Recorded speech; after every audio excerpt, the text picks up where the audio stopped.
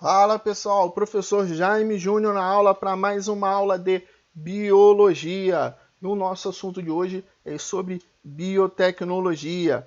Mas antes da gente começar, não deixe de se inscrever no canal e deixar aquele like esperto aí, galera. Valeu? Então, vamos lá.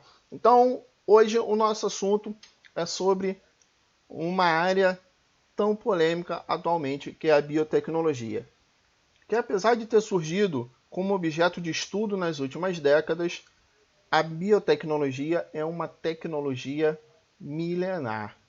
Por quê? Na verdade, o que quer dizer biotecnologia? Na verdade, a biotecnologia é você usar algum organismo vivo, tá? Já que bio é vida, para melhorar algum produto. Então, isso já é usado há milhares de anos, como a gente vai ver aqui. A partir dos anos de 1970, com as técnicas de DNA recombinante, a biotecnologia ganhou mais ênfase. Então, o termo biotecnologia ele não é antigo, ele é novo, beleza? Só que ele já vem sendo praticado, a biotecnologia já vem sendo praticada há muito tempo. Só que ela ganhou mais ênfase o quê? Quando se começou a testar as técnicas de DNA recombinante. Então, a biotecnologia ligada à recombinação do DNA. O Brasil possui a maior biodiversidade do mundo e detém cerca de 20% das espécies do planeta. Portanto, possui um grande potencial biotecnológico. Isso para a nossa biotecnologia moderna, já que, como nós temos várias espécies no planeta, então várias espécies, não só de animais, como de plantas, fungos, protozoários, nós vamos poder encontrar várias coisas ali dentro, várias estruturas que podem servir para ajudar a humanidade. E isso é biotecnologia. Então, vamos lá. Basicamente, o que é biotecnologia? Então, várias definições. Bio, elemento designativo de vida, uso de processos biológicos. Tecnologia, solucionar problemas ou produzir produtos úteis, usáveis. Logo, aquilo que eu falei é você utilizar processos biológicos para a solução de um problema, para produzir um produto útil, né? Para poder produzir um produto que seja usável, né? Ou seja, vai ser para você produzir alguma coisa que tenha uma função que sirva para melhorar a qualidade de vida das pessoas. Então, biotecnologia, conjunto de tecnologias habilitadoras que envolvem a utilização de organismos vivos ou partes funcionantes, células e moléculas para a geração de produtos, processos e serviços. Então, aquilo que eu falei. Então, quais áreas que nós vamos ter? Nós vamos ter a biotecnologia na saúde humana, vamos ter biotecnologia no meio ambiente, vamos ter na agricultura. Então, nós vamos ver agora aqui vários exemplos de biotecnologia para cada passo. Então, a biotecnologia ela possui um caráter multidisciplinar. Por quê? Porque ali dentro da biotecnologia você vai trabalhar química, genética, ciências biológicas, saúde, engenharia. Então, muitas disciplinas, muitas áreas estão ligadas diretamente com a biotecnologia. Então, vamos ver um pouquinho da história. Então, a primeira geração.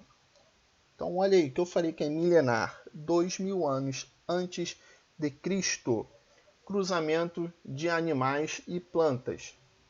Não é cruzar um animal com uma planta, tá, gente? Cruzamento de espécies de animais e espécies de plantas. Então, algumas espécies de plantas que as pessoas fazem o cruzamento para poder ter um outro tipo de planta melhor. Como, por exemplo, tem gente que pega o galho de laranja e enxerta, que a gente fala, num pé de limão. E acaba nascendo o chamado limão galego. É um limão diferente.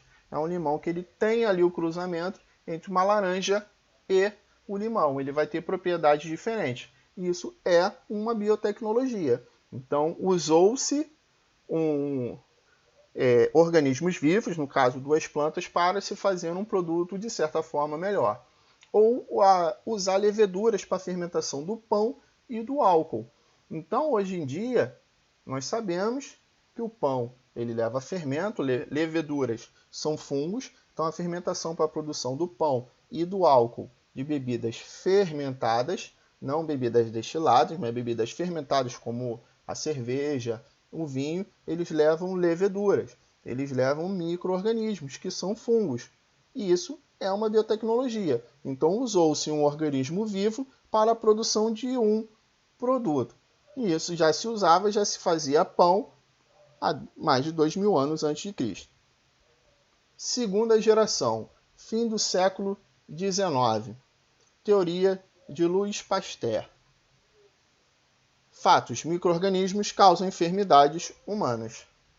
Ação dos micro-organismos anaeróbicos nas fermentações láctica e alcoólica. Então, é a partir das teorias de Louis Pasteur, que começou-se a verificar esses micro-organismos anaeróbicos realizando a fermentação, porque até então, lá na primeira geração, não se sabia. Isso já começou a ser observado nesse período com Louis Pasteur. Em um detalhe interessante, lá que a gente pode ver lá na primeira geração, das culturas milenares, antigamente os chineses eles comiam pão mofado para poder se curar de algumas doenças. E eles comiam aquele pão mofado e sabiam que curava. Agora, por que eles não sabiam? Ninguém vai fazer isso em casa não, tá, galera? Porque depende do tipo de mofo. Eles lá sabiam, se arriscavam e é lógico que em algumas pessoas aquilo ali não curava a doença. E hoje em dia a gente sabe que os antibióticos que servem para matar bactérias, eles são extraídos a partir de fungos. Então, mofo de pão é fungo. É lógico que os antibióticos são retirados de fungos espécies específicas. Então, por exemplo, a penicilina, que foi o primeiro que foi encontrado, o primeiro antibiótico a ser descoberto, que por um acaso foi acidentalmente, ele é do gênero Penicillium. Então, cada antibiótico ele está relacionado a um tipo de fungo diferente.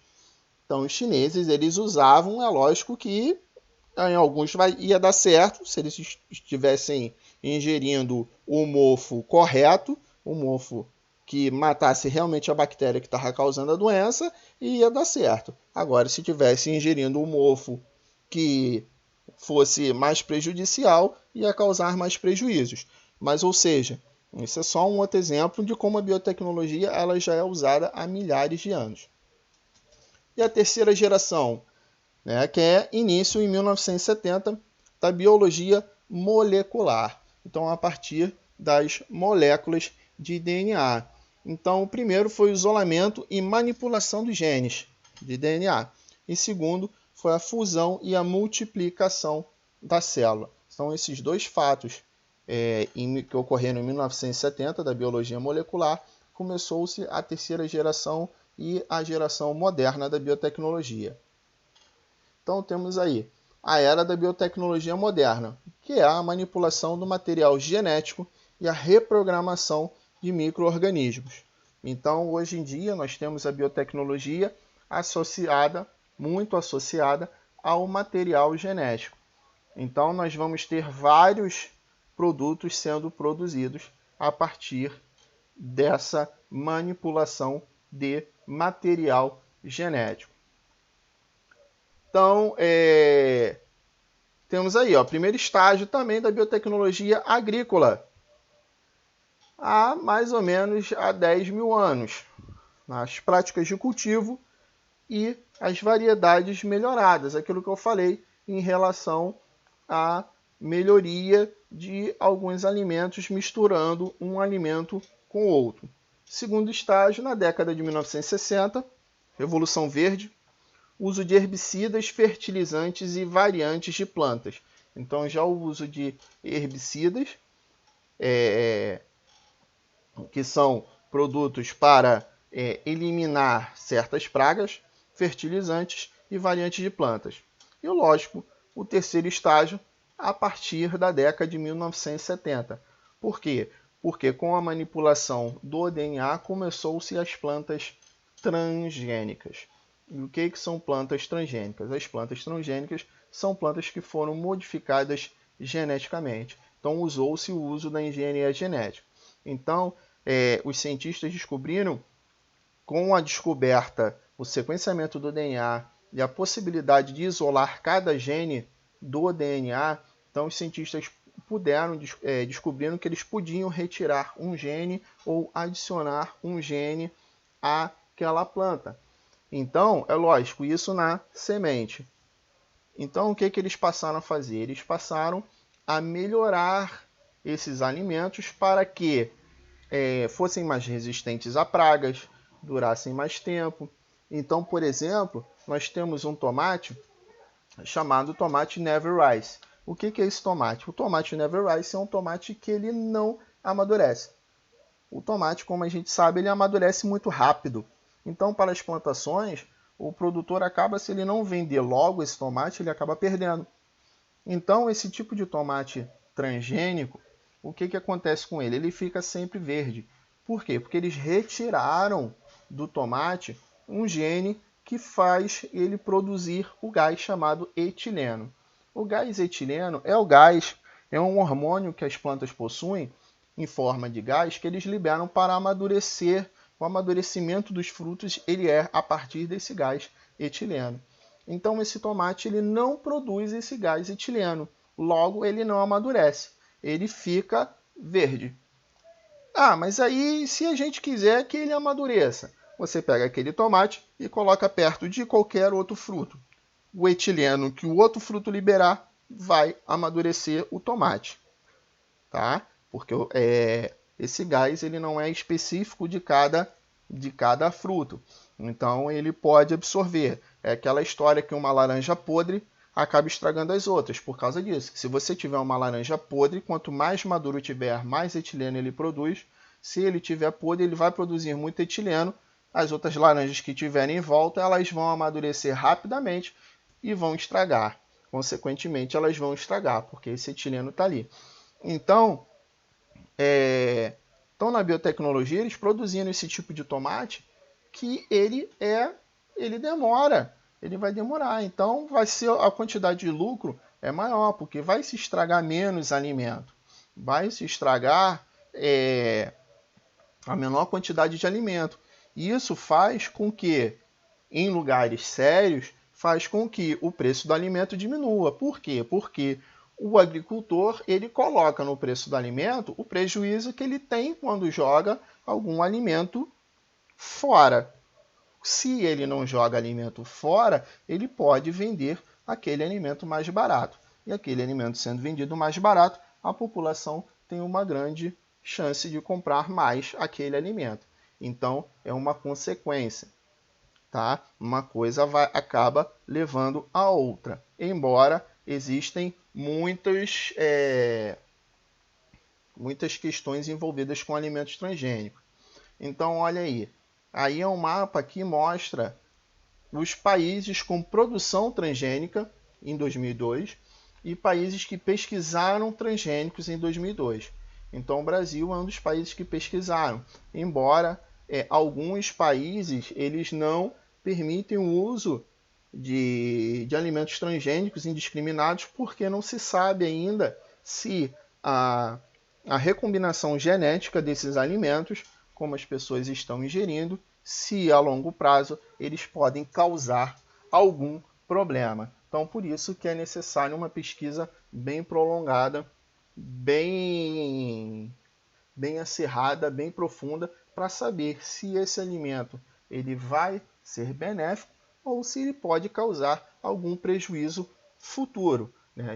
Pode ser que ele desenvolva um câncer. Então, é muito problemático. Então, temos aí as novas tecnologias. Cultura de células, de plantas, né, e células humanas. Clonagem. Isso é um assunto muito debatido, que se fala muito em relação à clonagem. clonagem molecular, celular, terapia gênica. Então, o que é isso? É clonagem de células, não a clonagem humana. Então, a clonagem de células para a terapia gênica. Então, a terapia gênica, o que seria essa terapia gênica? Ela está ligada a você ter células saudáveis para substituir células defeituosas. Então, é feita essa clonagem dessas células saudáveis para poder substituir células defeituosas em certas regiões. Então, é possível que mais para frente várias doenças possam ser curadas a partir da terapia gênica, como, por exemplo, você tem a questão de uma pessoa paraplégica. A pessoa é paraplégica ou tetraplégica, dependendo da fratura que a pessoa tiver, é uma ruptura na medula. Então, uma ruptura numa região, e essa região pode ser que ela seja reconstituída através da terapia gênica. Então, é uma coisa que está sendo muito pesquisada ainda para saber se é possível isso ou não. Eu acredito que sim, tá? Eu acredito que futuramente nós vamos ter uma terapia gênica que possa evoluir e acabar com várias doenças. O estudo da terapia gênica, estudo com células-tronco, principalmente no Brasil. O Brasil é um dos lugares de referência em estudo de células-tronco. Ele é bem avançado. Então, a gente pode vir a ter futuramente curas para certas doenças que hoje em dia não existem cura. Então, genômica, bioinformática. Então, é a informática trabalhando ali em cima da parte da biologia. E bionanotecnologia. A nanotecnologia, que às vezes a gente ouve falar em filme e tudo mais, a nanotecnologia, na verdade, são o quê? Nanotecnologia, o nano, ele é uma medida, pode-se dizer uma espécie de medida, igual nós temos centímetros, decímetros, milímetros, temos os micrômetros, e nós também temos os nanômetros, que são muito menores do que seres microscópicos. Então, a bionanotecnologia, a nanotecnologia, ela está relacionada em partículas nanômetros, partículas milhares de vezes menor do que uma célula. Então, está relacionado diretamente lá com o DNA, que é uma estrutura muito pequena, é uma estrutura menor do que o microscópio, assim como também são os vírus. Os vírus também são muito menores do que as células que são microscópicas. Então, é daí que vem essa tecnologia em organismos de tamanho nano, tamanho muito pequeno. Então, também está evoluindo cada vez mais esse tipo de estudo. Então, aí, ó, produtos obtidos a partir da engenharia genética são... Então, nós temos aí hormônio do crescimento humano, também chamado de GH. Então, pessoas que têm dificuldades para o crescimento, elas tomam esse hormônio no crescimento, elas vão crescer e são obtidos a partir da engenharia genética. A insulina para o pessoal que é diabético, também ela vai ser produzida a partir da engenharia genética. A partir da engenharia genética, como? Eles pegam, tem um estudo em que eles usam o gene de produção da insulina humana. Então, eles vão lá, pegam as células do pâncreas, que produz a insulina, eles vão lá, retiram o gene de produção de insulina e colocam em uma bactéria específica. Essa bactéria se multiplica rapidamente e conforme ela se multiplica, ela vai produzindo a insulina. Então, a insulina vai sendo produzida em larga escala, em grande quantidade, rapidamente. Vacinas. Então, as vacinas também, lembrando, vacina é para prevenir. Então a vacina é usada em engenharia genética, você pega ali só um pedaço de um vírus ou de uma bactéria do DNA, só para que as células do corpo identifiquem aquele micro-organismo invasor e produzam os anticorpos, e mantenha aqueles anticorpos ali de memória, e não causa doença. Então tudo isso é o que? Engenharia genética. Bioinseticidas. Então, ao contrário dos pesticidas que nós temos, é possível criar bioinseticidas, inseticidas naturais. Assim como é possível criar plantas, esse é o maior dos estudos das plantas transgênicas, criar plantas que sejam resistentes a certas pragas, plantas nas quais as pragas não afetam. E isso também é uma coisa que deveria reduzir o produto, o valor do produto. Porém, existe um grande problema, porque esses produtos transgênicos, normalmente eles são produzidos estéreis. O que quer dizer isso? A semente, ela não reproduz outro. Então, nasce, tem aquela plantação toda, o agricultor ele vai lá e colhe aquela plantação, só que daquela plantação, o fruto daquela plantação poderia gerar semente para nascer novamente outra plantação. Mas na verdade não. Ele, quando recolhe aquela plantação, quando tem a colheita, só lógico, dependendo do tipo de alimento, ele vai ter que voltar lá no cara onde ele comprou as sementes e comprar novas sementes. Porque as sementes são estéreis, as sementes não se reproduzem, elas não vão gerar um outro indivíduo. Então não vai ter cruzamento entre uma planta e outra para que seja criada uma nova planta. Então isso, obviamente, acaba criando um monopólio, onde toda vez que o cara colher o alimento, ele tem que voltar lá no fornecedor e comprar novas sementes. Esse é um dos grandes problemas também do alimento transgênico. Então, biorremediação. Tecnologia que utiliza agentes biológicos, particularmente os micro-organismos, para remover poluentes tóxicos do ambiente, principalmente do solo e da água. Os poluentes são compostos em substâncias atóxicas por meio de metabolismo microbiano.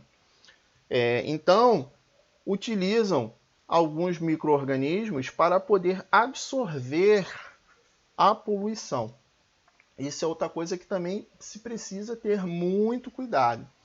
Então, por exemplo, às vezes a gente acaba vendo uma grande mortandade de peixes em rios poluídos. Os peixes morreram por causa da poluição? Não. Não e sim. Eles não morreram por causa da poluição diretamente. Foi indiretamente. Por quê? Porque aquela poluição ela tem uma grande quantidade de material orgânico. Esse material orgânico ele vai servir para micro-organismos fermentadores. Eles vão se alimentar daquele material orgânico e, se alimentando daquele material orgânico, eles vão liberar metano e vão consumir o oxigênio dissolvido na água. Então, a falta desse oxigênio que acaba gerando a mortandade de peixes. Então, o que acontece aqui? Você pode também utilizar micro-organismos controlados em laboratórios para reduzir a quantidade de poluição. Eu já vi um estudo do uso de alguns moluscos com ostras em águas que contenham uma grande quantidade de metais pesados. As ostras elas possuem uma estrutura interna que elas conseguem englobar os metais pesados e isolarem ele. Então, esses metais pesados são tóxicos à vida humana e a vários tipos de animais, e as ostras, elas conseguem englobar esse metal pesado e englobar ele e reter ele, tá? Sem prejuízo nem para ela, nem para quem consumir essa ostra. Então, além dela servir para despoluir esse metal pesado, se bem que é muito difícil você conseguir realizar a despoluição, porque normalmente o lugar está muito saturado de metal pesado, mas além dela poder servir para retirar, ela também serve como indicador. Porque se uma região não se sabe que aquela região tem metal pesado, você encontra uma ostra, faz a experimentação daquela ostra e descobre que dentro dela tem metal pesado, é porque aquela água tem metal pesado. Então, além de biorremediação, também serve como bioindicador, tá? Então, tudo isso é biotecnologia, galera. Então, e a biossegurança? O que é a biossegurança? É uma medida surgida no século XX, voltada para o controle e a minimização de riscos advindos de práticas a diferentes tecnologias, seja em laboratório ou quando aplicadas ao meio ambiente. A biossegurança é regulada em vários países no mundo por um conjunto de leis, procedimentos ou diretivas específicas. Então, o que acontece? A biossegurança ela é uma medida preventiva para evitar acidentes. Então, hoje em dia a gente vê muito falar isso, mas antigamente não se existia esses procedimentos de biossegurança. Então, quando você entra em um laboratório, existem vários procedimentos que você tem que realizar para ter essa questão de biossegurança. Então, ela está muito ligada à biotecnologia. Por que está muito ligada à biotecnologia? Porque olha lá, está lá embaixo. Fundamento básico da biossegurança é estudar, entender e tomar medidas para prevenir os efeitos adversos da moderna biotecnologia, sendo prioritário proteger a saúde humana, animal e o meio ambiente, para assegurar o avanço dos processos tecnológicos. Então, a biossegurança ela vai servir a uma série de procedimentos mundial que ela vai servir justamente para controlar, criar procedimentos que vão evitar que algum acidente ocorra, que alguma doença possa ser propagada. Então, são medidas que servem para controlar e para proteger tanto a saúde humana quanto animal e o meio ambiente. Então, ela vai servir de prevenção, porque com a biotecnologia moderna, com o avanço da manipulação do DNA, do projeto Genoma, nós temos aí vários tipos de coisas diferentes que podem acontecer. É lógico que, por exemplo, hoje em dia, a gente vê muito filme aí, muita série de zumbi, apocalipse zumbi. Só que um apocalipse zumbi que, assim, é uma coisa impossível aquele tipo, tá? Só que um apocalipse zumbi, um zumbi de um acidente biológico. É um zumbi, não é como era antigamente. Antigamente, filmes de terror, antigamente tinha zumbi, mas eram zumbis demoníacos. Não, hoje em dia são zumbis de algum acidente, né, científico. E é lógico, aquilo não é possível. Embora exista, acredito eu que até hoje, o único filme que eu vi relacionado a isso que tenha alguma relevância é o filme Eu Sou a Lenda, onde no filme o que acontece? Eles pegam um vírus, manipulam ele geneticamente para esse vírus matar as células do câncer. Então, o que vai acontecer? O vírus é um organismo altamente específico, então ele só mata as células pelas quais ele tem compatibilidade genética. Então, aquele vírus manipulado, criado em laboratório, ele só iria atacar as células do câncer. Porque um grande problema hoje em dia no tratamento do câncer é que o tratamento do câncer, além de matar as células cancerígenas, também mata as células boas. Então, no caso, ali no filme, eles estariam criando um vírus, eles criaram um vírus que atacasse as células do câncer. Até aí tudo bem. Porém, pelo vírus ser um organismo muito simples, esse vírus sofreu uma mutação. E essa mutação criou nas pessoas infectadas e que não eram imunes. Esse vírus se espalhou pelo ar e as pessoas ficaram fotossensíveis e agressivas. Então são duas coisas possíveis. A fotossensibilidade é uma doença e a irritabilidade também. Então, ela afetou o sistema nervoso e afetou a questão da pele. Então, é por isso que no filme as pessoas contaminadas, elas não podem sair de dia por causa da luz do sol e elas são irritadas, mas não são zumbis, igual nos outros filmes, como The Walking Dead da vida, que é aquele zumbi que você atira, só morre e se acerta na cabeça. Isso é uma coisa impossível. Mas no filme Eu Sou a Lenda é uma questão que é possível, sim. Ali é possível. Eu espero que nunca que a gente nunca chegue a tal ponto. Tá? Então é por isso que existem essas regras de biossegurança. Então, é isso aí, galera. Vamos ficando por aqui. Espero que vocês tenham gostado na nossa aula. E não deixem de se inscrever e deixar o like. Valeu, galera. Fui!